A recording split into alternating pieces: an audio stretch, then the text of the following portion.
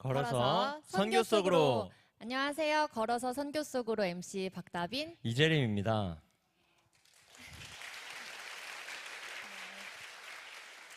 재림 씨, 일주일 동안 잘 지내셨어요? 아니요, 저 잘 못 지냈어요. 네, 왜요? 자려고만 누우면 지난주 선교 보고 대회 영상이 너무 눈에 아른거리는 거예요. 저 피곤해 보이지 않나요? 저번 주보다 약간 다크서클이 심해지신 것 같기도 하고. 그런데 어쩌죠? 오늘도 하나님이 역사하신 이야기가 가득해서 심장이 막 두근거리실 텐데. 저 각오했습니다. 아마 우리 성도 여러분들도 각오하고 오셨을 거예요. 은혜 받으실 각오. 여러분 맞죠? 그럼 우리 출발해 볼까요? 가볍게 동남아시아부터 가보시죠. 첫 번째 나라는 어디인가요? 우리에게 아주 익숙한 나라, 많은 분들이 휴양지로 찾는 나라인데요. 바로 베트남입니다. 김선일 리포터가 이곳에서 하나님을 뜨겁게 만나고 오셨다고 하는데요. 그렇습니다. 베트남 팀은 소수 민족에게 집중하여 예배와 전도 활동을 통해 영혼 구원을 목표로 합니다. 공산당의 감시와 선교사 추방이 빈번한 상황에서도 현지 교회와 협력하며 복음을 확산시키기 위해 힘썼다고 합니다. 와, 이렇게 듣기만 해도 정말 기대가 되는데요.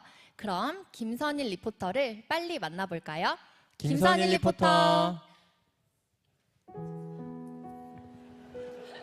네, 김선일 리포터입니다. 네, 저는 베트남에서 4일째 이동 중에 차 안에서 이런 생각을 했습니다. 선교 기간 동안 입술로 고백하며 입술로 죄를 짓지 말자. 그리고 울고 옳고 그름의 원리가 아닌 은총의 원리라고 말하고 기도하자. 하지만 저는 마음 한편으로는 그렇지 못하고 있었습니다. 주님, 이렇게 하려고 베트남에 저를 보내셨을까요?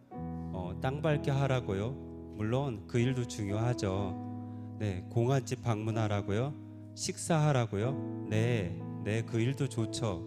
아무리 그래도 그렇죠. 돈과 시간을 들여 이 먼 곳까지 왔어요. 이건 아니잖아요. 아닌 것 같아요. 예배하신 하나님, 선행하신 하나님 정말 맞으신 거죠? 이런 생각을 하며 입술로 막 고백하는 저를 보면서 마음속으로 점점 불평이 쌓였습니다. 이런 중에 저희는 소수민족 마을에 도착했습니다. 두 가정에게 복음을 전하는 과정에서 영적 기도도 받고 아멘하고 하나님을 믿겠다고 하였습니다. 다음 주에 교회를 가겠다고도 했습니다. 저는 그때 속으로 생각했습니다. 오, 나의 눈앞에서 하나님의 역사하심을 보게 될 줄이야. 할렐루야. 네, 기분 좋게 돌아오는 차 안에서 갑자기 울컥한 마음에 한없이 눈물이 났습니다. 회개를 하게 되었습니다. 주님, 이런 깜짝 선물을 주시다니요. 너무 감사했습니다. 마치 눈앞에서 안진뱅이가 일어서는 기적을 보는 기분이 이런 것이구나 느꼈습니다. 그러면서 주님이 저에게 이런 마음을 주시려고 이렇게 저를 이끌고 가셨다라는 것을 알 수 있었습니다. 무덤덤함과 무관심으로 침묵했던 저에게 어머니를 천국에 보내드리는 이런 아픔을 주시면서까지 말입니다. 참고로 저와 아내는 작년에 베트남 선교를 가려고 했으나 어머니께서 돌아가셔서 연기했습니다. 그로 인해 선교에 대한 마음이 1도 없는 상태였습니다. 이번 베트남 선교도 가기로 약속은 했으니 어쩔 수 없이 가긴 가자라는 마음이었습니다. 그러나 이제는 알 것 같습니다. 주님의 마음을. 주님이 하시면 하신다라는 것을요. 의심하지 말고 믿고 따라와라. 네, 주님, 이제서야 평안한 마음을 주시다니 주님께 조금은 얄미운 생각이 들었습니다. 처음부터 주시지 말이죠. 주님, 이제 찬양해야 돼요. 그만 울게 해주세요. 눈물이 계속 나면 못하잖아요. 이제 그만하셔도 된다고요. 알겠어요. 주님의 계획과 마음을 믿고 신뢰한다고요. 눈물 뚝 하게 해주세요. 다른 사람들과 같이 찬양해야 돼요. 주님과 대화하면서 기쁨과 뜨거운 감동이 밀려오면서 눈물과 콧물 범벅으로 숙소까지 왔습니다. 마지막으로 여러분께 이렇게 말하고 싶습니다. 지금부터 기도로 준비하시고 돈도 모으시고 미리 선포하세요. 내년 5월 1일부터 6일까지는 선교 간다고요. 옳고 그름의 원리는 절대 이해 못하는 은총의 원리가 여러분을 기다리고 있을 겁니다. 함께 가요. 은혜로 날 보듬으시고 사랑으로 품어주셔도 내 마음 한 자락도 지키지 못하는 이 모습 부끄럽습니다. 따스한 곁을 내어주신 주님 앞에 나갑니다. 표현 못할 긍휼로 나를 붙드시는 주 이름만 바라봅니다. 매일 마주한 슬픔을 견뎌나가며 주 예수의 마음을 닮아 가네. 두려운 걸음마다 주가 동행하니 주지하며 오늘을 건네. 주의 신실한 소망을 깊이 담으며 주 예수의 풍요를 채워 가네. 하나님의 자녀로 명예 지켜가며 깊어진 삶을 주께 드리네.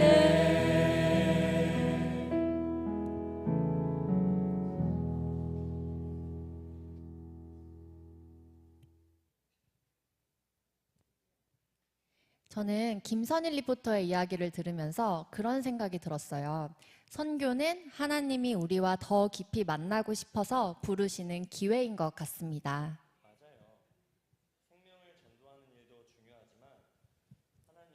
그 시간을 통해 우리에게 위로와 치유를 주시는 것 같습니다. 이번 필리핀 팀이 위로하시는 하나님을 만나고 왔다면서요? 네, 필리핀에서는요, 교회에서 전도 집회와 레크레이션을 열고 빈민가 아이들을 위해 피딩 사역을 진행했다고 합니다. 그리고 가정마다 쌀과 장난감을 선물하고 왔다고 해요. 그럼 더 자세한 이야기를 윤진원 리포터를 통해 들어볼까요? 윤진원 리포터. 네, 윤진원 리포터입니다.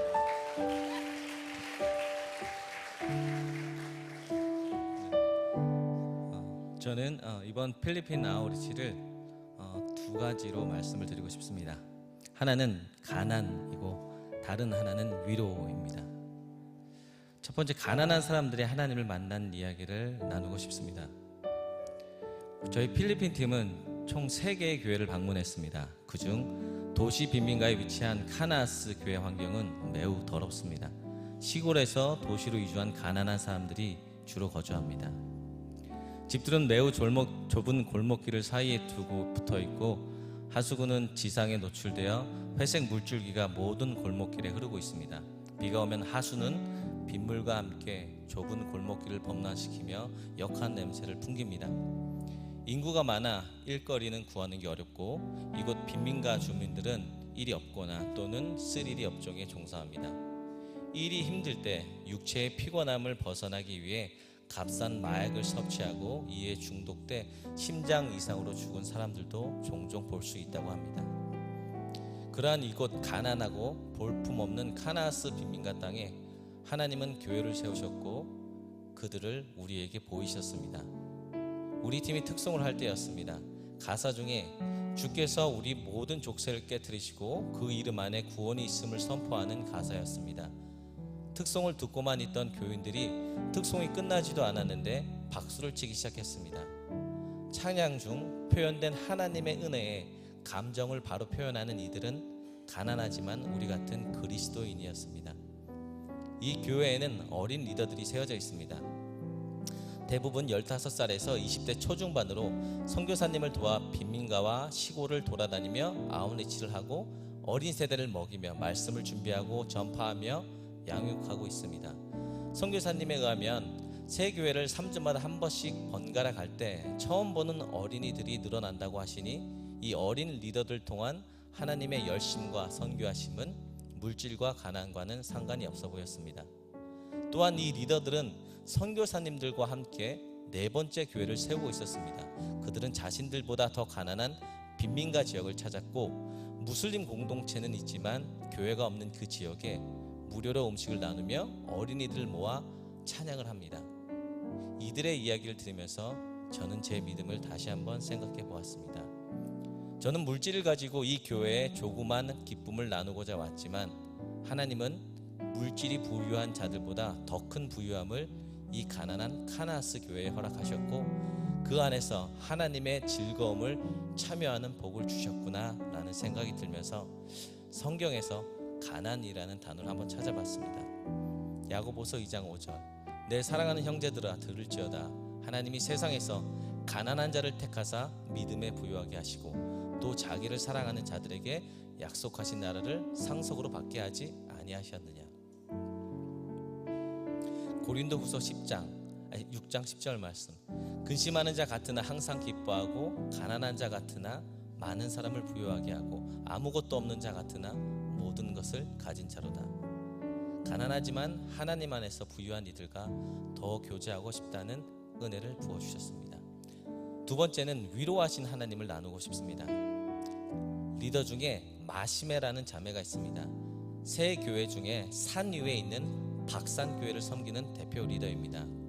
우리 필리핀 팀은 4일 중에서 3일의 일정이 동일했습니다. 새 교회를 방문해서 오전에 어린이 노방 전도해서 애들을 모으고 오후에 예배 후 레크레이션과 피딩 사역, 저녁에는 어린 리더들과 교제를 했습니다. 마시메는 필리핀 공항에서부터 모든 일정을 위해 같이 헌신해 주었습니다. 하나님의 은혜로 앞선 두 교회에서는 많은 아이들이 교회에 와서 예배드리고 레크레이션을 즐겼습니다. 마지막으로 마시메가 속한 박산교회로 가기 전날 밤 마시마 교제를 하면서 교회에 대한 고민이 큰 것을 알게 됐습니다. 어떤 고민인지 물어봐도 답을 회피하고 박산교회의 오래된 숙제라며 기도 요청만 했으나 이미 선교사님을 통해 사정을 들어 알기론 교인 간의 다툼으로 인해 박산교회 교인들이 상처받고 떠난 것이었습니다. 25살의 박산교회 리더 마시메는 이 문제를 짊어지고 있었습니다. 박산교회는 산속에 있고 집집마다 멀리 떨어져 있어 노방 정도가 매우 힘듭니다. 마시메는 2일간 피곤한 일정을 감당한 우리 팀에게 노방 전도는 쉬는 걸 제안했습니다. 그러나 우리 팀은 피곤치 않았습니다. 일찍 일어나 마시메와 함께 노방 전도를 가겠다고 하니 마시메 또한 기대하는 것 같았습니다. 다음날 일찍 마시메와 같이 오토바이 택시를 타고 산에 올라갔습니다. 처음 도착한 마을에서 어린이들이 보이지 않았습니다. 다음 마을, 그 다음 마을도 마시메의 낯빛이 어두워졌습니다. 마시메에 의하면 돈 많은 산악동호회가 어린이 무료 이발과 학용품을 나눠주고 있어 모두 그곳으로 갔다고 했습니다.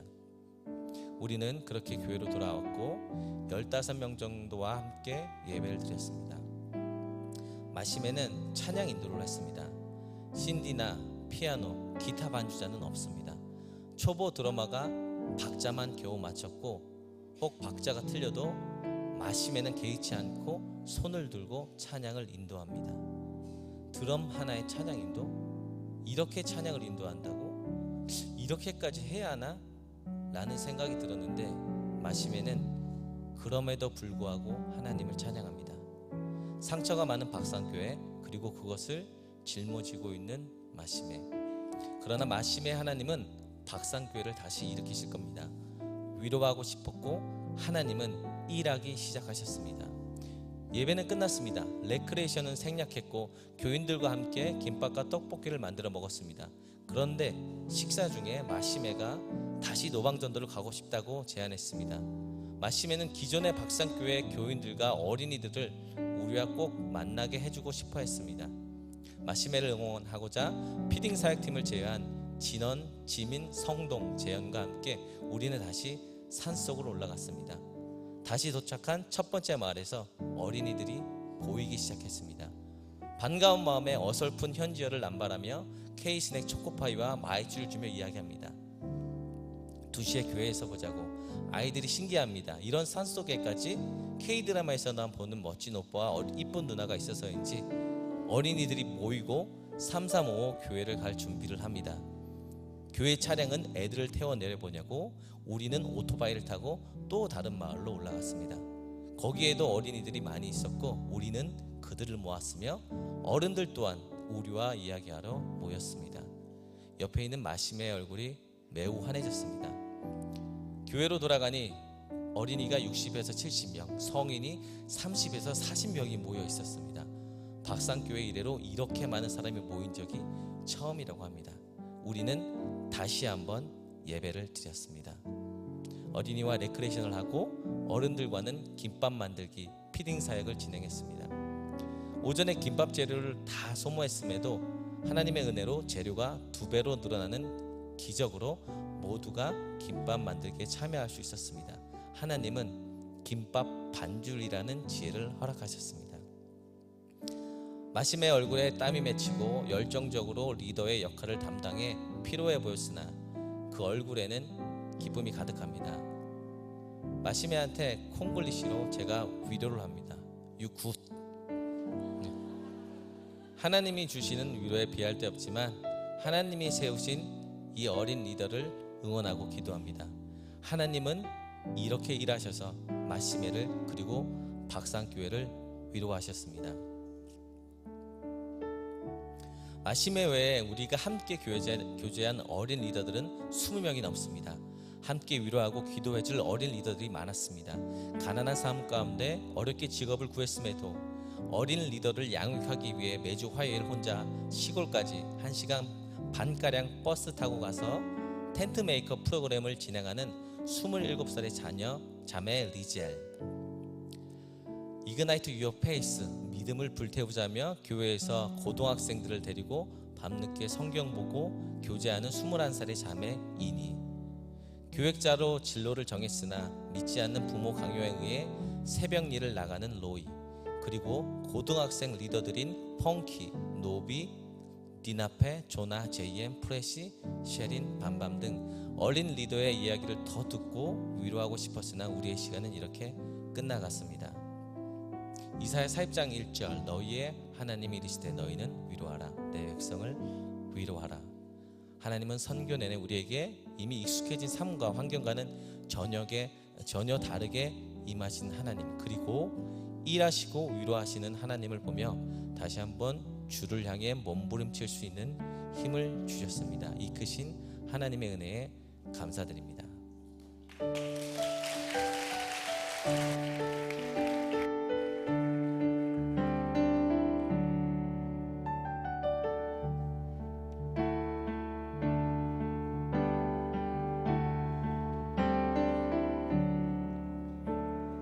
예수 그 놀라운 사랑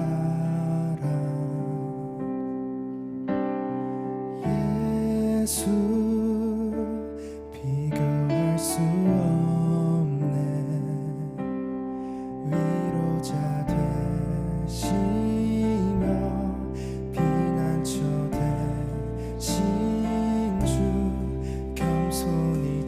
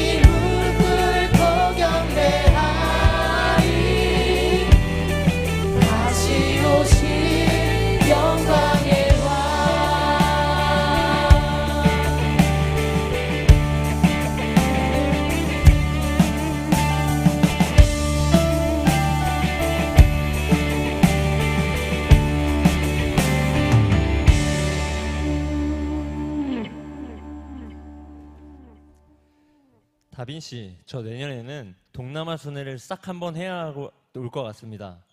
재림 씨, 이번에도 성급하시네요. 동남아시아 말고도요, 온 민족의 하나님은 아프리카 땅에서도 뜨겁게 역사하셨다고요. 세상은 왜 이렇게 넓은 거죠? 제 몸은 하나인데. 이번에는 아프리카 어디인가요? 바로 남수단입니다. 재림 씨, 남수단에서 어떤 사역을 했는지 설명해 주실 수 있겠어요? 남수단에서 정말 다양한 사역을 하고 왔다고 소문이 자자한데요. 청소년 집회를 열고 성경 공부를 진행했고요. 시설 건축, 의료 사역, 음악 교육 등 2주라는 시간이 부족할 정도로 꽉 채운 선교였다고 하네요. 그럼 남수단에서 가져온 생생한 이야기를 신현경 리포터를 통해 들어볼까요?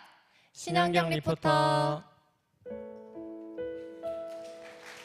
네, 남수단에 다녀온 신현경입니다.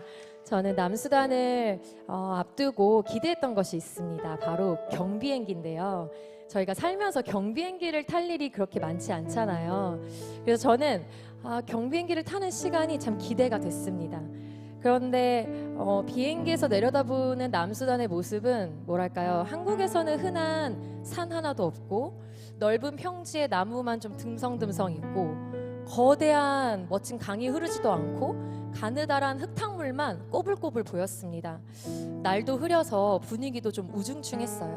그래서 저는 경비행기에서 가는 동안 이런 생각이 들었습니다. 참 이 땅이 너무 볼품이 없다. 그런데 이렇게 볼품없는 땅에 선교사님께서 왜 오셨을까? 이렇게 생각하면서 저는 경비행기에서 시간을 보냈고 착륙해서 보나콤 공동체로 들어가게 됩니다. 그 공동체를 들어서는데 저희들을 기다리고 있던 보나콤 지체들이 양쪽에 줄을 서서 반갑게 환한 미소로 맞이해 주었습니다. 그 친구들을 보면서 하나님이 이 남수단 땅에 보석들을 숨겨놓으셨구나 라는 생각을 하게 되었습니다. 저희는 선교 기간의 대부분을 보나콤 공동체 안에서 지냈습니다. 앞에서 말씀하셨던 것처럼 참 많은 사역들을 했는데요. 저희가 섬길 1000명이 넘는 아이들이 모두 보나콤 공동체로 왔기 때문에 저희들의 모든 생활은 반경 200m 정도 되는 그 울타리 안에서 진행되었습니다.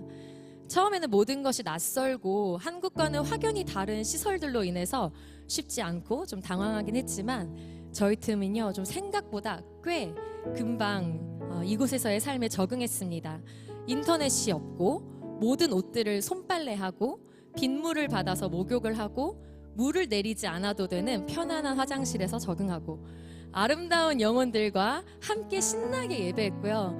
밤에는 하늘의 수많은 별들을 보면서 남수단의 아름다움에 빠져들었습니다. 그렇게 일주일이 지났는데요.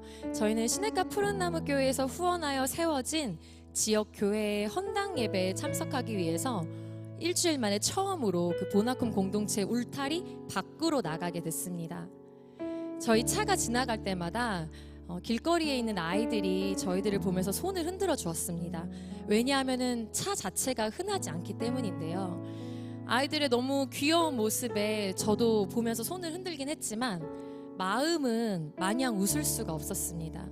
왜냐하면은 그 사랑스러운 아이들 뒤에 펼쳐져 있는 그 환경들이 결코 아름답지 않았기 때문입니다.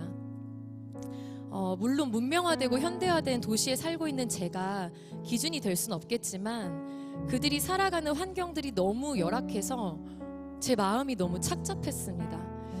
저는 마치 제가 살아보지 못했던 우리나라 전쟁 직후로 타임머신을 타고 돌아간 것 같은 기분이 들었습니다. 그러니까 마음이 편할 리가 없었죠. 그러니까 보나콤 울타리 안과 밖은 너무나 다른 세상이었습니다. 보나콤 밖으로 나가니까 우리가 지내고 있던 이 보나콤이 천국이라는 것을 알게 되었어요.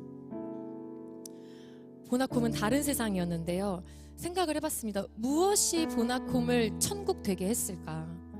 물론 보나콤에는 선교사님을 중심으로 건축팀, 농업팀, 양계팀이 있어서 되게 체계적이고 또 선교팀이 온다고 저희들을 위해서 많은 시설들을 준비해 주셨어요. 그래서 바깥보다 훨씬 더 좋은 시설을 갖추고 있었던 것도 사실입니다. 하지만 단순히 시설 때문에 이곳이 천국처럼 느껴진 것은 아니었습니다. 보나콤에는 질서가 있었고 정해진 하루 일과가 있었고 무엇보다 하나님의 말씀과 기도와 예배가 있었습니다. 그래서 그곳에는 발전과 변화가 있었고 소망이 있었던 것입니다. 일정의 말미에 마리디 현지의 개발 계획 예정지들을 투어할 수 있는 시간이 있었습니다.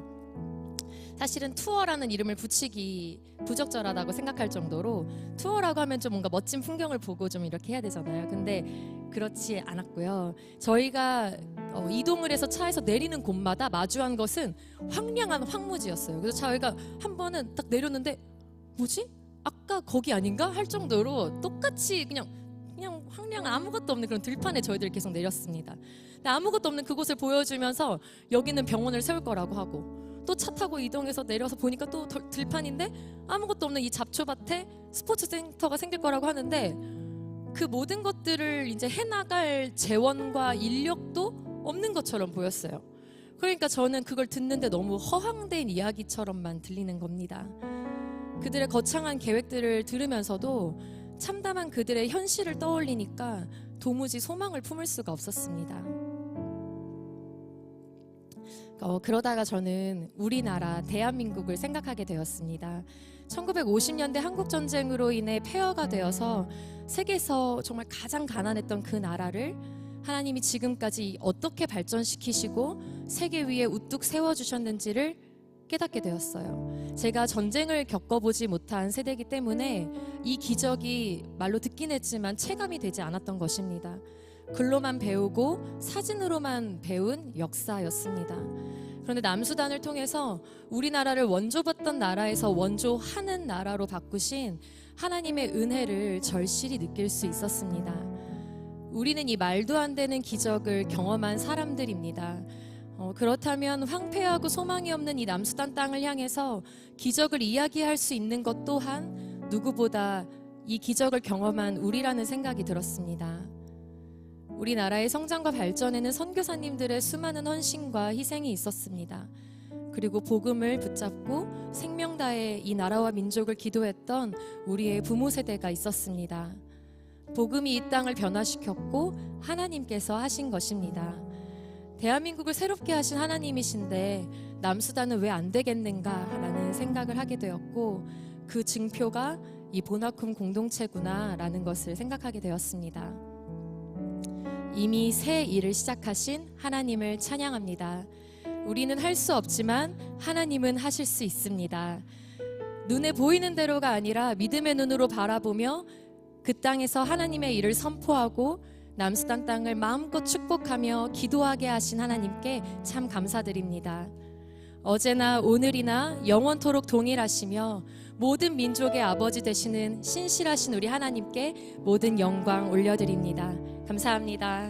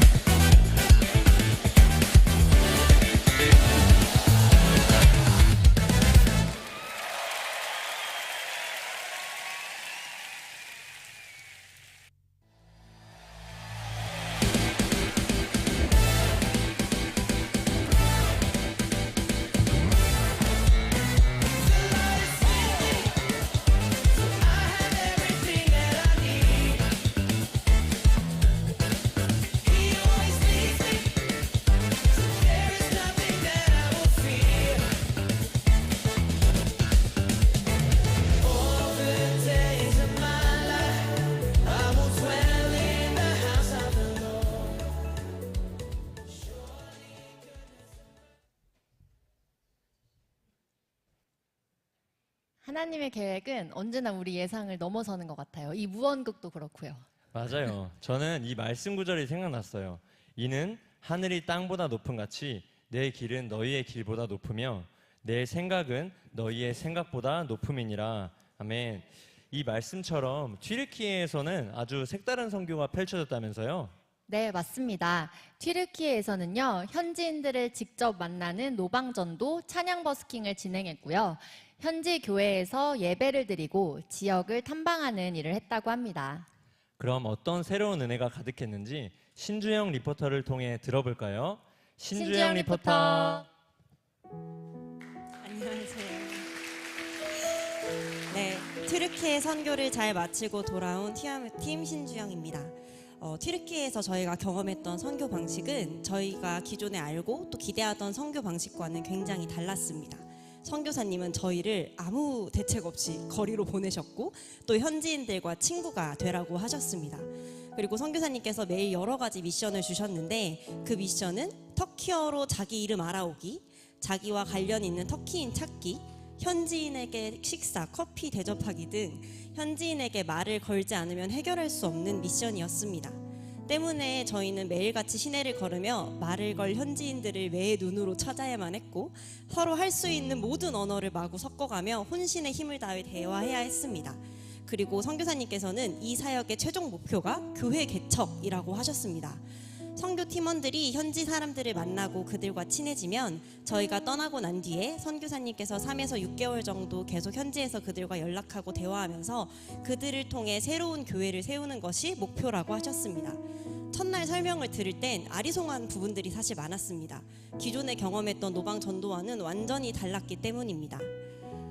그리고 어떻게 길거리에서 다른 나라 사람들을 만나서 그들과 친구가 될 수 있을지, 또 그냥 친구가 되는 것이 어떻게 교회 개척과 연결될 수 있을지 잘 상상이 되지 않았습니다. 걱정하는 마음을 안고 떠났던 길이었지만 하나님은 저희의 생각보다 훨씬 더 크고 놀라우신 분이었습니다. 이스탄불의 첫째 날에 저희 팀은 하루 종일 아무도 못 만났었는데 종료 시간 1시간 전에 극적으로 한 자매를 만나게 되었습니다. 그리고 그 자매와 시간이 늦어서 다음 날 바로 약속을 잡게 되었는데 그 자매가 다른 친구들까지 데려와서 저희 팀은 현지인 3명과 그리고 저희 2명 그렇게 5명이 하루 종일 많은 대화를 나누며 주어진 미션 이상의 즐거운 추억을 잔뜩 쌓고 서로 친구가 될 수 있었습니다.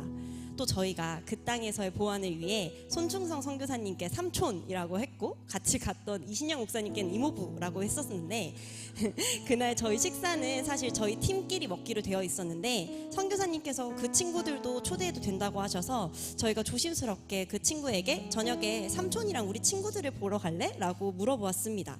근데 감사하게도 그 친구들이 너무 기쁜 마음으로 함께 와주었고 결국 저희 팀원 모두와 선교사님 그리고 그 3명의 현지인 친구들이 함께 밥을 먹으며 교제하는 놀라운 시간들을 보내게 되었습니다. 그렇게 그 친구들을 현지 사역자이신 선교사님께 연결하는 과정들까지가 너무 자연스럽고 완벽해서 제가 굳이 걱정을 하거나 꾸며내지 않아도 하나님께서 모든 상황 가운데 다 이끌어 주심을 느낄 수 있었습니다. 또 하루는 사람이 가장 많이 모이는 탁심광장이라는 곳에 가서 찬양으로 버스킹하는 시간을 가졌습니다.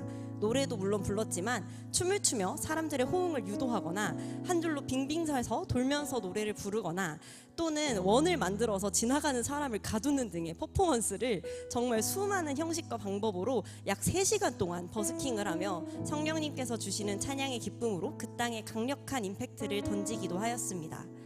이 버스킹 사역 이후에 저희 팀원들은 모든 곳에서 어떠한 상황에서도 찬양할 수 있는 기쁨과 담력이 생기게 되었고 그러한 찬양의 기쁨은 또 다른 사역에서 열매로 나타나게 되었습니다. 데니즐리라는 도시에서 카페에 가기 위해 지나가던 한 친구에게 물어봤는데 그 친구가 같이 카페에 가주는 것은 물론이고 자기의 집에 기꺼이 초대를 해주어서 저희는 그날 저녁 실제 현지인의 집에 가서 저녁 식사를 대접받게 되었습니다.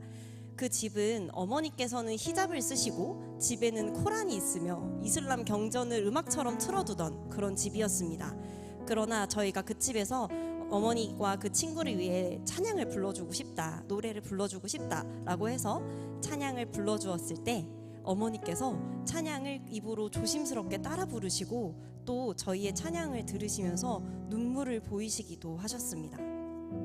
하나님께서는 이슬람이 가득했던 그 집안에 찬양이 울려 퍼지게 하셨고, 또 무슬림인 어머니의 입을 통해 저희의 찬양을 따라 부르게 하시면서 하나님에 대한 사랑과 은혜를 고백하게 하셨습니다. 또 그 친구와 대화하면서 그 친구의 아픔과 어려움도 알게 되었을 때, 하나님께서 이들 가정을 정말 사랑하셔서 이들 가정을 만나주시려고 우리를 그 친구와 만나게 해주셨다는 확신을 가질 수 있었습니다. 그 가정을 위해서 우리가 함께 만나고 또 그들을 위해 기도하게 하심에 정말 감사했습니다. 그리고 사실 저는 개인적으로 선교를 가기 전에 발목인대 2개가 파열된 상황이었습니다.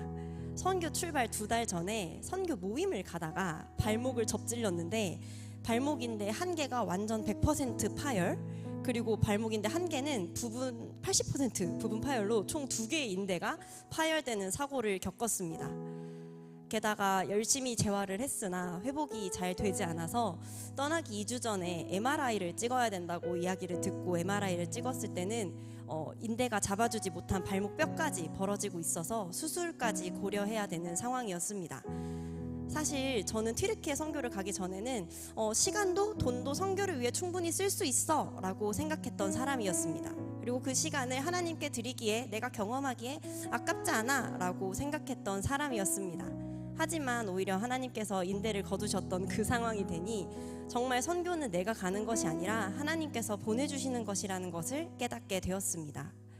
왜 내가 가야 하는가? 내가 하나님께서 왜 내 인대를 상하게 하시고 나는 왜 인대도 없는 발목으로 선교를 가야 하는가에 대한 확신은 사실 없었습니다.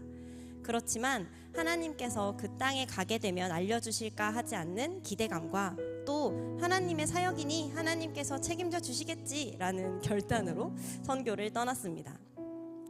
그리고 선교 일정을 겪으며 하나님께서 저를 불러주셨다는 확신은 기쁨이 되었고, 그 기쁨은 감사가 되었습니다. 또 저의 능력과 힘으로 되는 것이 아니 오직 하나님께서 만들어주시는 상황과 또 보여주시는 역사들을 보면서 하나님의 선교 사역에 참여하게 해주셔서 너무 감사했습니다. 그리고 한국 도착하고 저는 바로 다음날 아침에 바로 병원에 예약을 했고 병원에서 찾아갔는데, 병원에서 기적과도 같은 결과를 받아볼 수 있었습니다. 인대가 붙고 있었고 붙어 있었습니다. 6주 이후에 엑스레이 결과에 따라 완치 판정까지 받을 수 있는 좋은 상황이라고 하셨습니다. 사실 10박 12일 동안 매일 2만 보 이상 걷고 뛸 수 없는 발목으로 억지로 뛰어야 할 때도 있었고, 잘 포장된 인도가 아닌 돌길이나 산길을 오르락 내리락 한 일정들도 너무 많았어서 사실 병원을 가기 전에는 수술까지 마음을 먹고 갔었습니다. 하지만 하나님께서는 오히려 2달 동안 악화되던 발목 상태가 선교 이후 회복이라는 기적을 보여주셨습니다. 하나님의 역사가 아니고서는 설명이 안 되는 일이 제 삶에 일어났습니다. 돌아보면 정말 말도 안 되는 일투성이인 선교였습니다. 어떻게 우리는 그 귀한 영혼들을 만나고 말을 걸고 친구가 될 수 있었을까? 또 어떻게 그렇게 모든 상황 속에서 우리는 담대하게 찬양할 수 있었을까? 또 어떻게 그 힘든 일정에 지치지 않을 수 있었을까? 또 어떻게 인대가 없는 발목으로 모든 일정을 소화하고 또 그 발목에 회복과 치유가 일어났을까? 단 한순간도 하나님이 하시지 않은 일이 없었고 하나님 안에서 버려질 시간들이 없었던 것 같습니다. 제 인생에서 절대 잊을 수 없는 하나님의 놀라우신 은혜를 경험할 수 있는 시간이었습니다. 그리고 그 놀라우신 하나님 나라를 위해서 우리 모두 함께 걸어갔으면 좋겠습니다. 우리 걸어가는 이 길이 결국 저음받는 길은 아니야.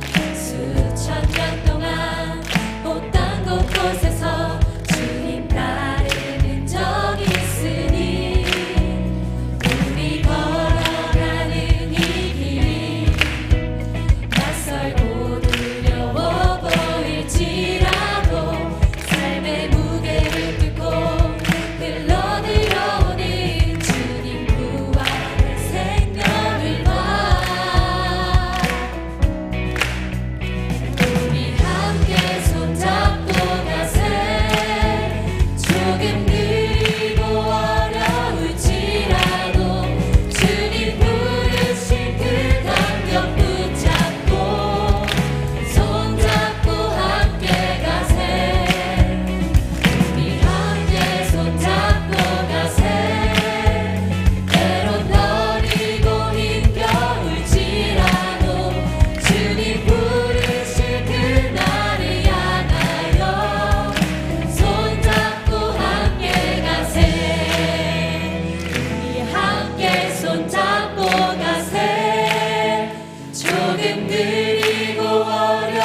올지라도 주님 부르신 그 간격 붙잡고 손잡고 함께 가세.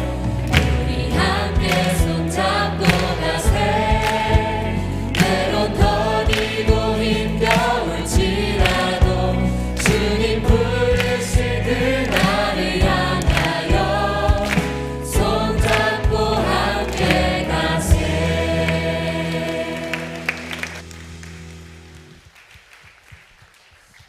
어찌나 간증이 살아있는지 마치 저도 튀르키예 선교에 다녀온 것처럼 진짜 느낌이 이상해요. 진짜. 아까 영상에서 재림 씨 닮은 사람을 본 것 같기도 해요. 재림 씨가 그렇게 흔한 얼굴은 아닌데 말이죠. 제가 유니크하죠. 하하. 죄송합니다. 그나저나 재림 씨, 지난주에 강원도와 전라도 중 티켓 예매는 하셨나요? 제가 또 누굽니까? 벌써 했죠. 그럼 이번에 하나 더 하셔야 할 것 같아요. 네? 어디로요? 이번에 청년들이 충청도에 다녀왔는데요. 충청도에서 다음 세대를 위한 회복 캠프를 1박 2일 동안 열었다고 합니다. 엄청 뜨거웠대요. 다음 세대? 그건 또 못 참죠. 그럼 우리 참지 말고 빨리 봉기쁨 리포터를 불러볼까요? 좋습니다. 그리고 여기서 저희는 인사를 드리도록 하겠습니다. 2024년 여름보다 더 뜨겁게 역사하신 하나님을 나누며 걸어서 선교 속으로를 함께 해주신 성도님들께 감사드립니다. 내년에는 여기 있는 모든 분들을 리포터로 모실 수 있겠죠? 그럼요. 우리는 하나님의 사람들이니까요. 하나님의 계획 안에서 내년에 다시 만나요. 지금까지 걸어서 선교 속으로 MC 박다빈. 이재림이었습니다.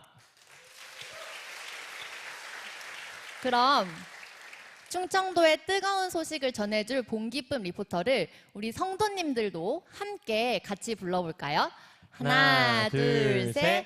봉기쁨 리포터. 네, 충청도로 다음 세대 캠프 숨 캠프를 섬기고 온 청년교회 봉기쁨 리포터입니다.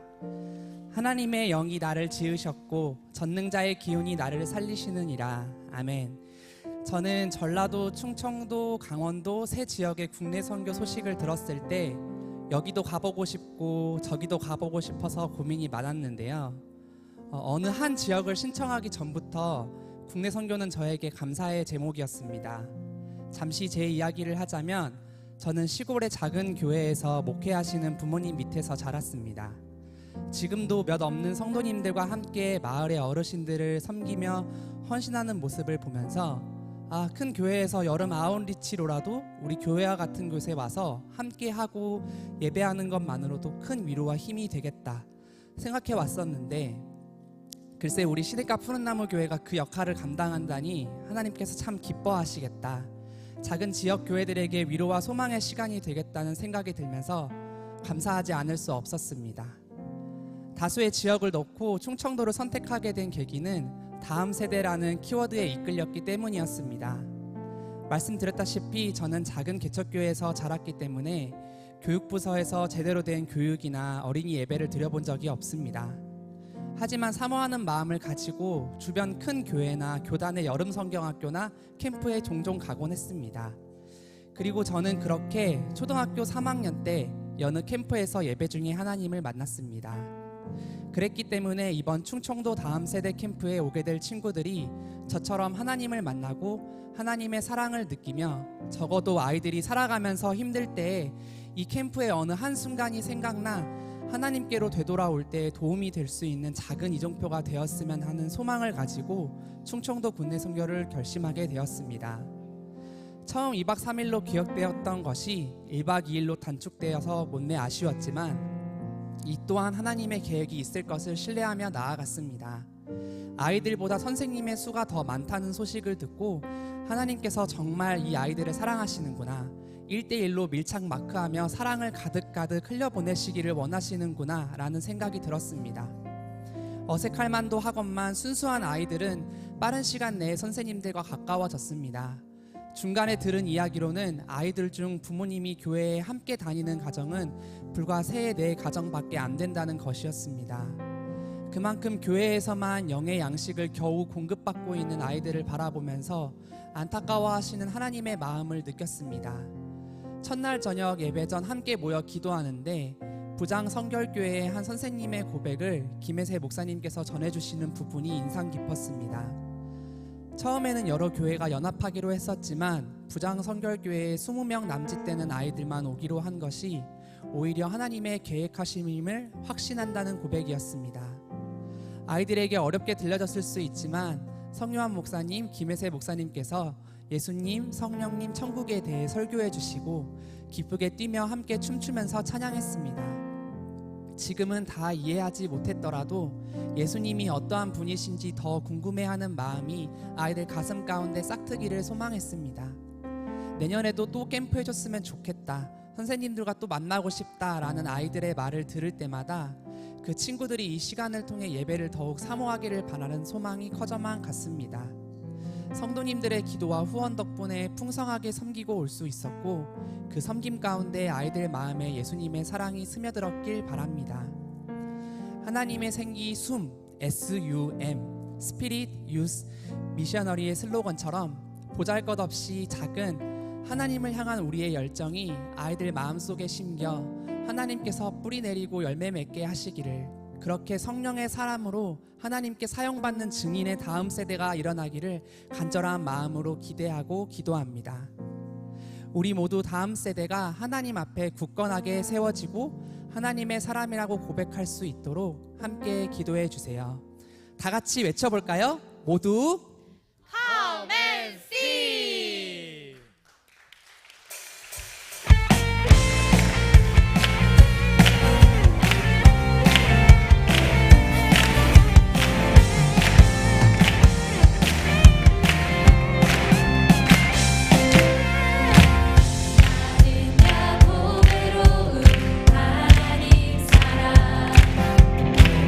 세상에 살지만 하늘을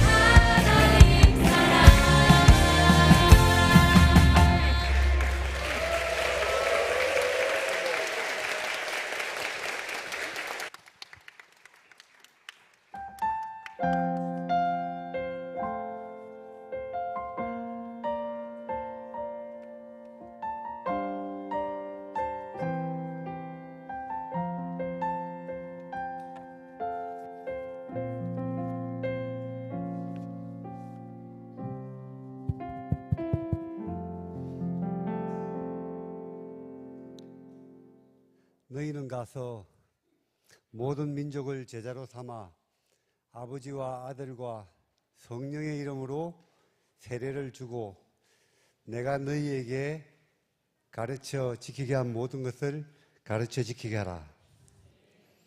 볼지어다 내가 세상 끝날까지 너희와 항상 함께 할 것이라. 고 하신 예수님의 위대한 명령 그레이트 커미션을 이행하기 위한 우리 교회의 선교 현황을 보고드리겠습니다.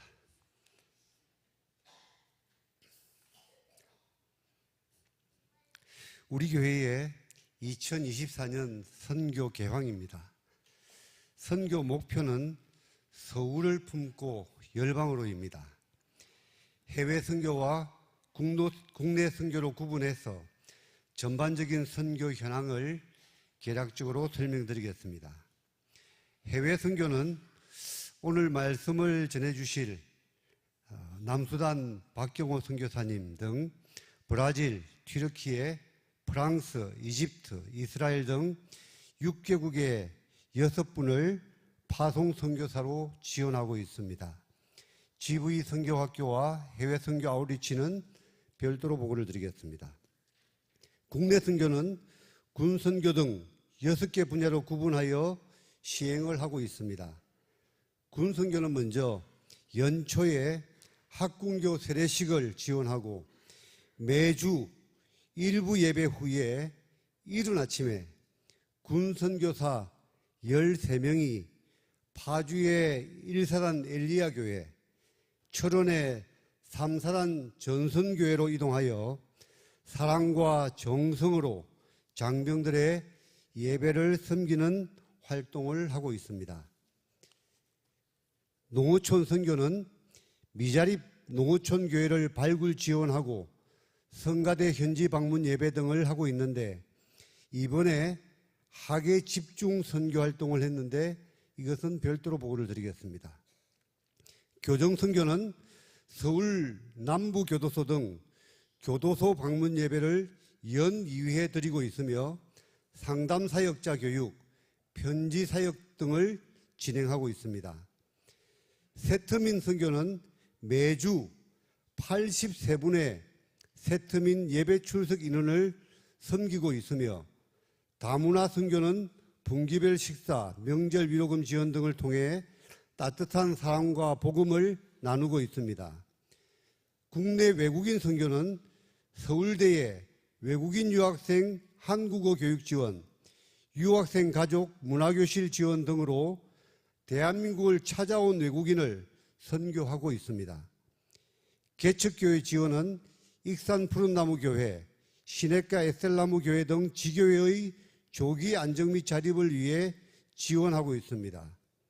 그리고 해외 및 국내 선교지의 실시간 상황 유지와 연속적인 선교 비전 전략 준비의 필요성에 의해 우리 교회 선교센터가 돌아오는 주일인 8월 25일에 교회 인근 다큰 아파트 1층에 정식 개소가 됩니다. 이를 통해 선교 활성화에 중추적인 역할을 할 예정입니다. 참고적으로 금년도 교회의 선교 예산은 총 5억 3천여만 원으로서 전체 재정의 11%의 예산을 사용하고 있습니다. 특이사항은 해외 선교 수시 예산이 7,500만 원이 계획 대비 초과 사용되었는데 이것은 해외 선교를 위한 여러와 같은 성원과 목적 헌금이 있었기에 가능했습니다. 이 자리를 빌어 교회의 본질인 선교를 위해 아낌없는 기도와 재정으로 후원해 주신 성도님들께 감사를 드립니다. 이어서 GB선교학교 해외 단기 선교, 학예 농어촌 국내 선교를 보고드리겠습니다. GV선교학교 2기는 해외 선교 역량을 구비하기 위해 작년에 이어 올해 3월부터 13주간 진행하였습니다. 총 훈련생은 63명이었고 58명이 수료하고 이 중 56명이 7개국으로 단기 선교 파송하였습니다. 예산은 2월된 1,100여만 원에 수입은 8,300여만 원이었고 8,400여만 원을 지출하여 1,000만 원여의 잔액이 발생하였습니다. 해외 선교는 남수단 등 7개국에 5월부터 7월까지 청년 48명, 장년 15명으로 총 63명을 파송하였고 117명이 집중적으로 중보기도 하였으며 전 교인들이 바자회에 참여, 중보기도 등의 재정과 기도로 지원하였습니다. 예산은 계획된 수입 1억 6천여만 원에 1억 7천여만 원을 지출하였으나 목적 헌금 등으로 인해 500여만 원의 잔액이 발생하였습니다. 하계 국내 선교는 7월과 8월에 강원도, 전라도, 충청도, 농어촌 위주의 3개 지역에 8개 교회를 청년 126명, 장년 14명 등 140명이 예배 지원, 봉사활동, 농사 지원, 수련회 지원 등의 다양한 활동으로 구슬땀을 흘리고 많은 선교 열매를 거두고 돌아왔습니다. 예산은 계획된 수입 2,200여만 원에 지출이 2,600여만 원이었으나 성도님들의 후원 등으로 잔액 58만여 원이 발생하였습니다.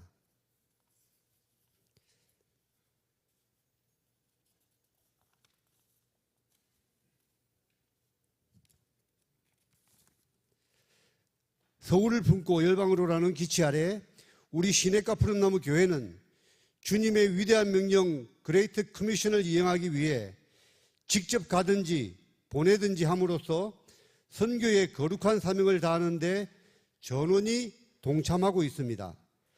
다시 한번 선교를 위한 뜨거운 기도와 성원에 감사드리며 올해는 선교 파송을 청년 위주로 하였으나 향후에는 우리 귀한 청년을 품고 전 교인으로 선교 파송의 열기가 확산되기를 바라면서 이상으로 선교 현황 보고를 마치겠습니다.